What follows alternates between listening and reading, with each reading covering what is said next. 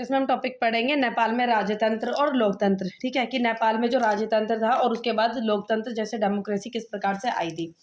तो नेपाल में क्या होता था कि नेपाल में एक पहले से स्टार्टिंग से देखे तो मोनार्की सिस्टम था, जिसको कहते हैं राजतंत्र। जैसे राजा का तंत्र जो है चलता हुआ, जिसमें राजा जो है वो रूल करता है। ठीक है, देखो राजा के रूल से काफी सारे लोग खुश नहीं थे। उन्होंने किस चीज की डिमांड की थी? डेमोक्रेसी की। उन्होंने कही भी लोकतांत्रिक सरकार आनी चाहिए और लोकतंत्र की उन्होंने डिमांड की। लेकिन जब वहाँ का राजा था उसने पूरी तरीके से डेमोक्रेसी तो लेकर नहीं आए थे, लेकिन थोड़ी बहुत अपने ही चीज़ों में उन्होंने चेंज किया था, जिसको कहते हैं कॉन्स्टिट्यूशनल मोनार्की, जिसको कहते हैं संवैधानिक राजतंत्र। मोनार्की तो थी लेकिन उनका जो कॉन्स्टिट्यूशन था उसको कहते हैं संवैधानिक राजतंत्र। जो राजतंत्र था वो कॉन्स्टिट्यूशन के अकॉर्डिंग था। ठीक है, ये चीज़ थी उन्होंने। फिर 1990 में एक मजबूत लोकतंत्र समर्थक आंदोलन के दबाव में आकर राजा ने लोकतांत्रिक संविधान की मांग की। अब लोगों ने किस चीज की मांग कर दी? उसके आगे लोकतांत्रिक संविधान की मांग की। लोकतांत्रिक संविधान की मांग की, स्वीकार कर ली, और उन्होंने उस मांग को 1990 में स्वीकार कर लिया। उस वजह से वहां पे कॉन्स्टिट्यूशनल मतलब कॉन्स्टिट्यूशनल वहां पे आ गई थी, कॉन्स्टिट्यूशनल मोनार्की वहां पर चल गई थी। फिर 1990 के दशक में नेपाल के माओवादी देश के अनेक भागों में अपना अपना प्रभाव जमाने में कामयाब रहे। अब ये हुआ कि 1990 के बाद जब डेमोक्रेसी मतलब वहाँ पे थोड़ा बहुत ही उन्होंने डेमोक्रेसी लेकर आए थे, ज़्यादा तरीके से पूरे तरीके से डेमोक्रेसी वहाँ पे थी नहीं। फिर उसके बाद जो वहाँ के माओवादी सिस्टम थे, माओवादी वहाँ के लोग थे जो माओवादी थे, तो वहाँ पे जब लोगों ने डिमांड करनी शुरू की कि हमें यहाँ पे लोकतांत्रिक सरकार चाहिए, तो लोग वहाँ पे पूरे तरीके से डेमोक्रेसी तो आई नहीं थी, लेकिन अपने राजतंत्र में ही, जिसको कहते हैं मोनार्की सिस्टम में, उन्होंने परिवर्तन किया और थोड़ी बहुत जो डेमोक्रेसी उन्होंने देने की वहाँ पे कोशिश की। लेकिन वहाँ के जो माओइस्ट लोग थे, जो माओइस्ट इन्फ्लुएंसर थे, उन्होंने इसमें वॉर क्रिएट करनी शुरू की। उन्होंने कुछ इस तरीके से एक्टिविटीज़ करनी शुरू की, जैसे लोगों को परेशान करना, जिससे उन लोगों के बीच में क्या है, लड़ाई हो गई। लड़ाई किस किस के बीच में हुई? आपको एक ट्रायंगल जोन बना, ट्रायंगल जोन बना, उसमें क्या आ जाता है आपके, जैसे एक ट्रायंगल जोन बना, यहाँ पे आ जाते हैं आपके माओइस्ट। जो माओइस्ट लोग थे वो आ जाते हैं यहाँ पे, माओइस्ट लोग थे। और आपके जो जो डेमोक्रेसी चाहते थे, एक तो वो आपके जो डेमोक्रेसी चाहते थे और एक जो मोनार्की में थे। ठीक है, एक तो राजतंत्र में थे वो लोग आ जाते, और एक जो आपके माओइस्ट थे जो लड़ाई करने की कोशिश कर रहे थे, और एक तीसरे वो लोग थे जो आपके डेमोक्रेसी चाहते थे कि यहाँ पे डेमोक्रेटिकली गवर्नमेंट, जिसको कहते हैं लोकतांत्रिक सरकार बने। तो इन तीनों के बीच में, जिसको कहा जाता है त्रिकोणीय संघर्ष चला, जो इन तीनों के बीच में चला, और ये काफ़ी ज़्यादा संघर्ष जो है वो बढ़ता चला गया। उसके बाद 2002 में राजा ने संसद को भंग कर दिया, और जो वहाँ पे जो पार्लियामेंट बनी थी ना, फिर इन सब चीज़ों से परेशान होकर जो वहाँ की संसद थी, राजा ने उस संसद को क्या कर दिया? भंग कर दिया, मतलब अबोलिश कर दिया। वहाँ से संसद जो थी उसको हटा दिया। फिर 2006 में क्या कहते हैं, देशव्यापी लोकतंत्र समर्थक प्रदर्शन हुए। फिर उसके बाद काफ़ी सारे लोगों ने 2006 में फिर से डिमांड करनी शुरू करी, और फिर 2006 में फिर से जो आपकी संसद जो राजा ने अबोलिश कर दी थी, उसको दोबारा से एक्शन में लेकर आया गया 2006 में फिर से आई। फिर 2008 जो था, 2006 के बाद आपकी जो पार्लियामेंट थी, संसद थी, जो भंग कर दी गई, दोबारा आई। फिर 2008 में क्या हुआ? 2008 में जो वहाँ की मोनार्की थी, जिसको कहते हैं राजतंत्र वहाँ का 2008 में अबोलिश कर दिया गया, और 2015 में प्रॉपर कॉन्स्टिट्यूशन, वहाँ की प्रॉपर कॉन्स्टिट्यूशन इस्टेब्लिश किया गया। तो ये पूरा नेपाल का सिस्टम था। तो नेपाल के सिस्टम में स्टार्टिंग से देखेंगे हम, कहाँ से थे? राजतंत्र सरकार थी। राजतंत्र में लोगों ने डिमांड करी थोड़ी सी, हमें डेमोक्रेसी लोकतांत्रिक सरकार चाहिए, तो उन्होंने अपने चेंजेस किए। 1990 में जब चेंजेस किए वहाँ पे, तो क्या बने? वहाँ पे कॉन्स्टिट्यूशनल मोनार्की बनी, जिसको कहते हैं संवैधानिक राजतंत्र बना। संवैधानिक राजतंत्र के बाद जब वहाँ पे सब कुछ चीज़ें थोड़ी बहुत ठीक चलती रही, पूरी तरीके से तो ठीक नहीं थी, थोड़ी बहुत ठीक चल रही थी। फिर वहाँ पे जो माओइस्ट लोग जो थे वहाँ पे, उन्होंने वहाँ पे लड़ाई करनी शुरू की, वॉर क्रिएट करनी शुरू की। फिर तीनों लोगों के बीच में जो संघर्ष होने लगा, जिसको हम कहते हैं त्रिकोणीय, जिसमें थी राजा की सेना, माओवादी लोग थे वहाँ पे, राजा की सेना, माओवादी लोग थे, और वो जो थे जो आपके संविधान को और जो डेमोक्रेसी चाहते थे। तीन तरीके के लोग थे, वहाँ पे लड़ाई करने लगी। फिर 600 मतलब उन्होंने 2002 में जो पार्लियामेंट थी, संसद थी, उसको अबोलिश कर दिया वहाँ के राजा ने। फिर 2006 में क्या हुआ? 2006 में दोबारा से जो पार्लियामेंट थी, संसद थी, दोबारा एक्शन में लाई गई, मतलब चेंजेस होने ठीक होने कंडीशन वहाँ पे स्टार्ट हुई। फिर 2008 में जो वहाँ पे मोनार्की थी, जो कॉन्स्टिट्यूशन मोनार्की जो सिस्टम था, राजतंत्र, उसको हटा दिया गया वहाँ से। 2015 में फिर से आपकी जो संविधान था वो बनाया गया। ठीक है, तो इस तरीके से वहाँ का नेपाल का सिस्टम था। अब इसमें हम किसके बारे में देखेंगे? श्रीलंका के बारे में। श्रीलंका की कहानी तो जो हमने 10th क्लास में पढ़ी थी वही है, कंटिन्यूसली वो चलेगी। श्रीलंका में किसी तरीके की लड़ाई नहीं थी, ज़्यादातर ना के बाहर के लोगों की लड़ाई थी, ना इसका किसी से इतना ज़्यादा मतलब ऐसे संबंध है कि किसी से लड़ाई करे। इनकी अंदर की खुद की लड़ाई थी, जिसको हम कहते हैं जातीय संघर्ष। तो श्रीलंका में क्या थे? जातीय संघर्ष थे और लोकतंत्र। ठीक है। श्रीलंका में क्या थे, जातीय संघर्ष थे और लोकतंत्र थे। तो श्रीलंका में क्या हुआ था, श्रीलंका में हमने पढ़ा था कि वहाँ पे क्या हुआ था, 1948 में वहाँ पे आज़ादी मिल गई, इंडिपेंडेंस स्वतंत्रता कहाँ पे मिल गई थी, 1948 में। लेकिन वहाँ के जो लोग थे उसमें कुछ जातीय संघर्ष हुए थे, जैसे हमने देख पढ़ा था सिंगलिश जो थे वो ज़्यादा थे और जो तमिलियंस थे वो कम थे। जो सिंगलिश ज़्यादा थे वो तमिलियंस के ऊपर कंट्रोल करने की कोशिश कर रहे थे, और वो जैसे कि सिंगलिश थे वहाँ पे एक पार्ट में क्या रह रहे थे, सिंगलिश रह रहे थे। तो इसमें क्या था, श्रीलंका में जैसा हमने देखा तो सिंगलिश की पॉपुलेशन ज़्यादा थी। अब जैसे ये पॉपुलेशन थी सिंगलिश की, जो यहाँ पे ना, यहाँ से जो तमिलियंस थे इनको कहते थे कि तमिलियंस जो है वो बाहर से आए हैं। क्या कहते हैं, तमिलियंस जो थे वो बाहर से आए। तो ये कहते थे कि यहाँ के श्रीलंका की जो जमीन है वो हमारी है, और यहाँ पे सिंगलिश जो तमिलियंस को यहाँ पे नहीं मिलनी चाहिए। तो इसलिए ये इनके अगेंस्ट है कि भाई अगर ये यहाँ पे रहेंगे तो ये यहाँ पे चीज़ों की डिमांड करेंगे, ज़मीनों की भी डिमांड करेंगे, और जो हमारी जो चीज़ें थी बटेंगी, इनके में भी बटेंगी। तो इसलिए ये नहीं चाहते थे कि हमारे जो यहाँ पे श्रीलंका से इनको भी कुछ मिले, तो इसलिए इनके अगेंस्ट में थे। ठीक है, इस तरीके के जातीय संघर्ष जो था वो वहाँ पर आया था, जिसको कहते हैं वहाँ पे श्रीलंका में इस तरीके का जातीय संघर्ष था। तो इस तरीके का संघर्ष का सामना वहाँ पे करना पड़ा। तो बहुसंख्यक सिंगलिश, फिर यहाँ पे क्या हुआ था कि जो श्रीलंका के उन दिनों सिलोन कहा जाता था, और स्वतंत्रता प्राप्ति के बाद श्रीलंका की राजनीति वह सिंगली समुदाय के हितों की नुमाइंदगी करने वालों के दबदबा था। मतलब यही बताया था मैंने आपको कि वहाँ पे दबदबा किसका था, सिंगलिश का था, और जो ज़्यादातर चीज़ें किसको सहन करनी पड़ी थी वहाँ पे, तमिलियंस को सहन करनी पड़ती। फिर तमिलियंस ने इसी वजह से आकर, गुस्से में आकर, और मतलब जब इन सब काफ़ी ज़्यादा चीज़ों को सहन करनी पड़ती, उन्होंने 1983 में क्या बनाया था, LTTE बनाया। LTTE को कहते हैं लिबरेशन टाइगर्स ऑफ तमिल इलम, इन्होंने वहाँ पर बनाया था। ठीक है, तमिलियंस ने वहाँ पर बनाया था, आपके श्रीलंकन तमिल्स ने बनाया था, जिसको कहते हैं लिबरेशन टाइगर्स ऑफ तमिल इलम, इन्होंने बनाया था। इसकी वजह से इन्होंने क्या किया, इन्होंने कहा कि भाई अगर तुम हम लोगों को यहाँ पर किसी चीज़ की डिमांड नहीं देते, या फिर हमारे यहाँ पर हमारे अधिकार की कोई भी मतलब वो चीज़ें सम्मान नहीं करते, हमको नहीं देना, तो हमको एक अलग से देश, वो अलग से मतलब हमें अलग से जगह देते हो, जिसको हम कहेंगे तमिल इलम कहेंगे, जहाँ पे हमारी रिलीजन है और जहाँ पर हम लोगों की लैंग्वेज है, सारी चीज़ों को प्रोटेक्ट किया जाएगा, और वहाँ पे हम आसानी से रहेंगे और आराम से रहेंगे, जिसका नाम है तमिल इलम की जो है डिमांड वहाँ पर की गई। तमिल इलम की डिमांड जो है उनके द्वारा की गई। फिर क्या हुआ था, 1987 में भारतीय सरकार प्रत्यक्ष रूप से शामिल हुई। अब इसमें हुआ था कि जब तमिल इलम की डिमांड की गई तो काफ़ी सारा प्रोटेस्ट वहाँ पे होने लगा।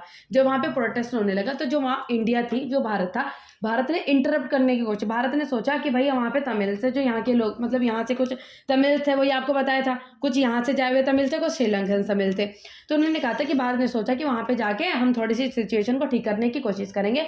तो भारतीय के लोगों ने कुछ जो सेना थी वहाँ की, अपनी जो सेना थी वहाँ पर भेज दी। अपनी सेना जब वहाँ पर भेजी, इन्होंने सोचा कि वहाँ पे जो कंडीशन है वहाँ पर ठीक हो जाएगी, लेकिन वहाँ पर कंडीशन ठीक होने की वजह से और भी ज़्यादा बिगड़ गई। उनको लगा कि जो भारत है वो हमारे बीच के मसले में आ रहा है, और यहाँ पे मतलब और भी ज़्यादा वाद विवाद हो गया। फिर 1887 में उन्होंने सेना जो थी वहाँ पर भेजी थी, समझौते के लिए भेजी थी ताकि सब ठीक हो जाए। लेकिन वहाँ पे कंडीशन ठीक ना होने की वजह से जो शांति सेना थी, शांति सेना जो भारत की थी, उसको सरकार ने वापस वहाँ पे भारत में बुला लिया गया। ठीक है, सरकार ने वापस उस वहाँ पर सेना को बुला लिया गया। फिर जब कंडीशन फिर भी ठीक नहीं हुई तो बाहर की जो कंट्रीज थी, जिसको कहते हैं नॉर्वे, आइसलैंड और स्कॉटलैंड, इन्होंने बीच में आने की कोशिश की, और इन्होंने कहा भाई इस तरीके से जो लड़ाइयाँ हो रही है इसको सुलझाओ। फिर वहाँ पे कंडीशन 2009 में वहाँ पे कंडीशन ठीक हुई, और वहाँ पे आराम से सब ठीक हुआ, क्योंकि जो LTTE जो थी वहाँ पे ठीक कर दी। ठीक है, जो मैं पढ़ा रही हूँ उस पर ऊपर फोकस करना। अब उसके बाद 2009 में क्या हो गया, जितनी लड़ाइयाँ चल रही थी वो क्या हो गई, वहाँ पे समाप्त हो गई। ठीक है, और जब वहाँ पे LTT बनाई गई थी वो भी आपकी हट गई, और सारी कंडीशंस वहाँ पे ठीक गई, जितनी कॉन्फ्लिक्ट्स वहाँ पे हो रहे थे। लेकिन ये कहा जाता है कि इतनी सारी लड़ाइयों के बाद भी वहाँ पे क्या होता है, डेवलपमेंट, विकास लोग करते रहते। जैसे लड़ाइयाँ हो रही थी, इतना ज़्यादा कॉन्फ्लिक्ट हो रहा था, लेकिन समृद्धि जो थी, विकास वहाँ पे फिर भी रेगुलर कंटिन्यूसली होता रहा।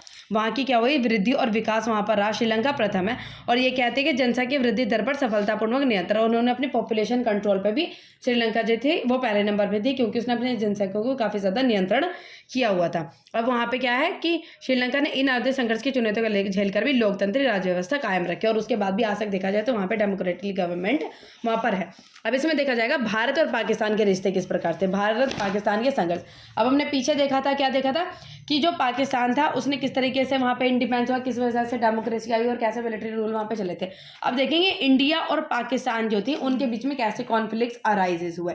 अब हमने कभी देखेंगे, न्यूज़ में हम देखते रहते हैं कि जो इंडिया और पाकिस्तान के रिलेशंस अभी भी इस तरीके से ही हैं, कभी कभी कुछ ना कुछ कॉन्फ्लिक्ट्स किसी ना किसी टॉपिक पे वाद विवाद उनके होते रहते हैं। अब इनके वाद विवाद काफ़ी तरीके से हैं।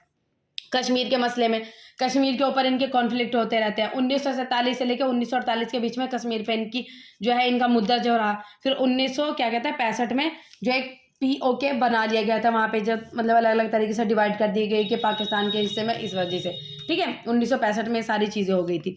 फिर 1971 में बताया था इनको, 1971 में लड़ाई हुई थी, वो बांग्लादेश की वजह से हुई थी, जब वेस्ट आपका वो जो बांग्लादेश वहाँ पे बना दिया गया था 1971 में, जब इनकी लड़ाई हुई थी। और उसके बाद सियाचिन ग्लेशियर, काफ़ी सारे टॉपिक्स हैं जिन पे पाकिस्तान और इंडिया के बीच में वाद विवाद होते रहते हैं।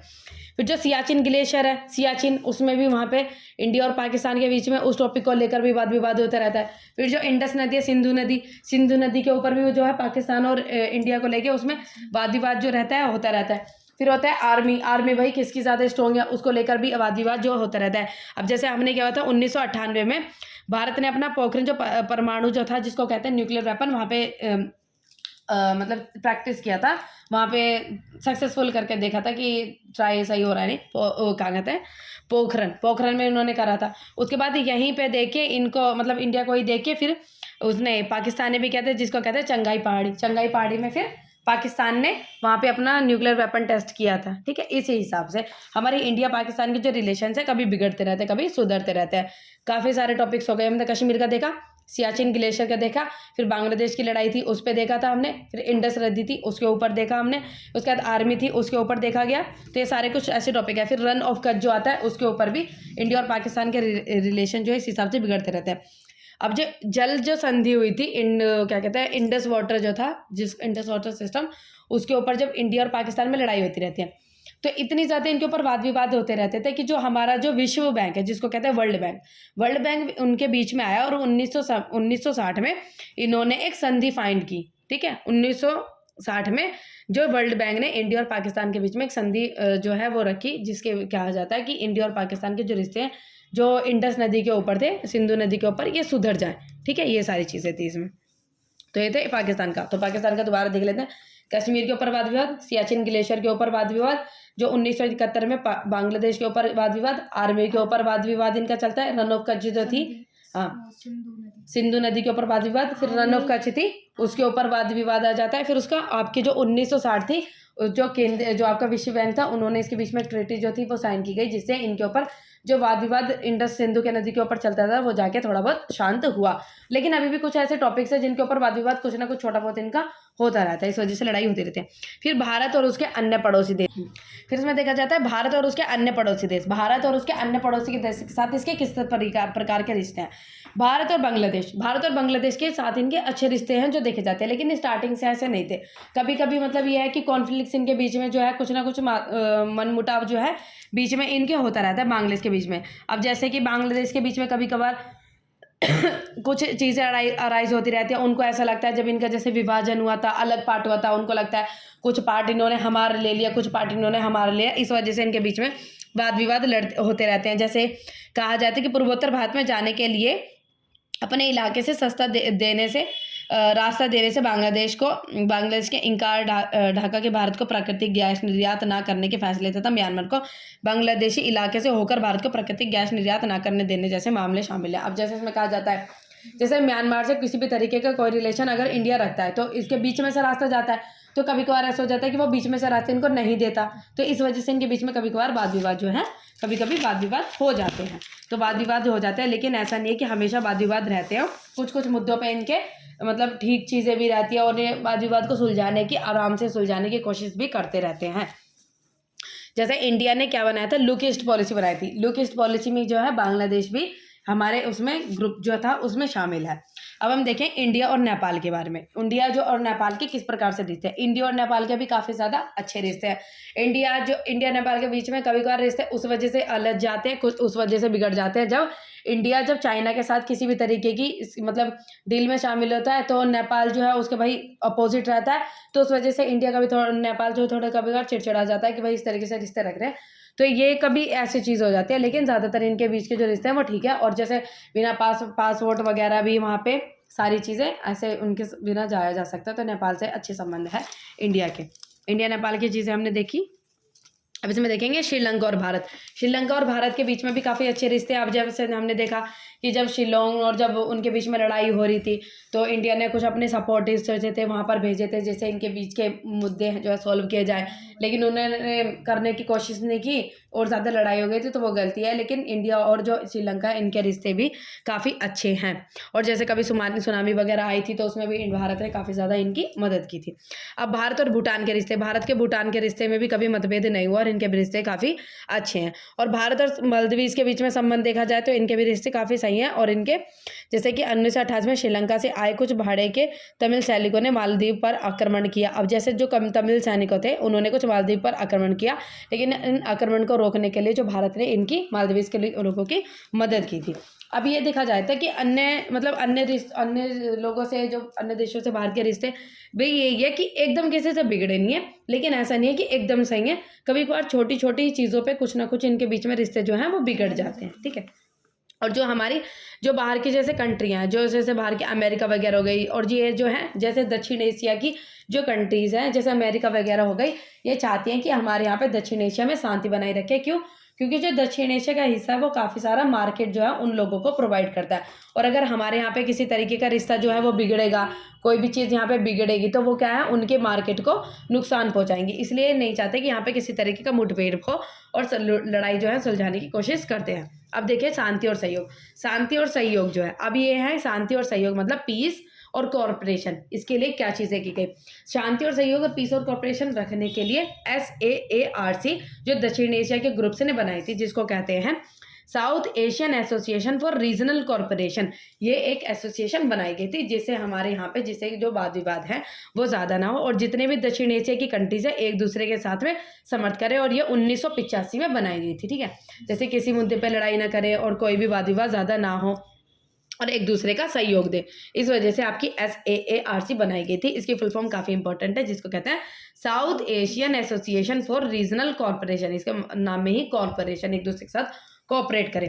फिर उसके बाद 2002 में वो बनाई गई थी साफ्ता, जिसको कहता है दक्षिण एशियन मुफ्त व्यापार क्षेत्र समझौते, साफ्ता जिसको कहा जाता है, ठीक है। और ये किस वजह से बनाई गई थी? जिससे जो कंट्रीज हैं दक्षिण एशिया की, इनके बीच में फ्री ट्रेड हो, जिसका इंग्लिश में कहा जाता है south Asian free trade agreement. South Asian free trade agreement जो कहा जाता है, जिसको हिंदी में कहा जाता है दक्षिण एशियाई मुफ्त व्यापार क्षेत्र समझौते, ये बनाई गई थी जिससे इनके बीच में कंट्रीज के बीच में फ्री ट्रेड हो। जितने बाकी कंट्रीज है, जैसे हमारे इंडिया है वो फ्री ट्रेड को समर्थ करता है काफ़ी सारी कंट्रीज के साथ, जिससे फ्री ट्रेड हो, तो काफ़ी सारी चीज़ें इसमें की गई थी। तो भारत में वास्तव में भारत और पाकिस्तान के संबंध कभी ना खत्म होने वाले झगड़ों और हिंसा की एक कहानी मालूम पड़ती है। अब यह जैसे कि देखा जाए तो ये वाली चीज़ें हमने बनाई गई थी कोऑपरेशन शांति के लिए SAARC और साफ्ता जो बनाई गई थी। अब इसमें देखा जाता है कि जैसे इनके रिश्ते कभी कभार बिगड़ जाते हैं, कभी सुलझ जाते हैं, और इंडिया और पाकिस्तान के ऐसे रिश्ते कुछ इन तरीके के टॉपिक्स हैं इन दोनों के बीच में जो कभी सुलझने के भी, फिर भी उन टॉपिक्स पे कभी कभार कुछ ना कुछ मुद्दा उठकर आ जाता है। कभी जैसे आर्मी के टॉपिक पे ले लो, छोटी मोटी नदी के टॉपिक पे ले लो, और कभी जैसे कश्मीर के उस हिस्से पे ले लो, सियाचिन के हिस्से पे ले लो। इनमें कुछ ना कुछ ऐसे टॉपिक्स हैं जिन पर मुद्दा कभी ना कभी उठता रहता ही है। अब दक्षिण एशिया में अमेरिकी प्रभाव शीत युद्ध के बाद तेजी से बढ़ गया। ये मैं उनको बताई थी कि जो अमेरिका है, शीत युद्ध के बाद इनका दक्षिण एशिया में प्रभाव ज़्यादा बढ़ गया, और ये चाहती है कि यहाँ पर दक्षिण एशिया में शांति रहे, क्योंकि अमेरिका के लोगों के लिए क्या है कि एक मार्केट बहुत ज़्यादा प्रोवाइड करता है, और यहाँ पर सब कुछ संबंध जैसे बिगड़ेंगे तो इनकी मार्केट जो है वो बिगड़ सकती है, और ये इसलिए चाहते हैं यहाँ पर हमेशा शांति बनी रहे, ठीक है। तो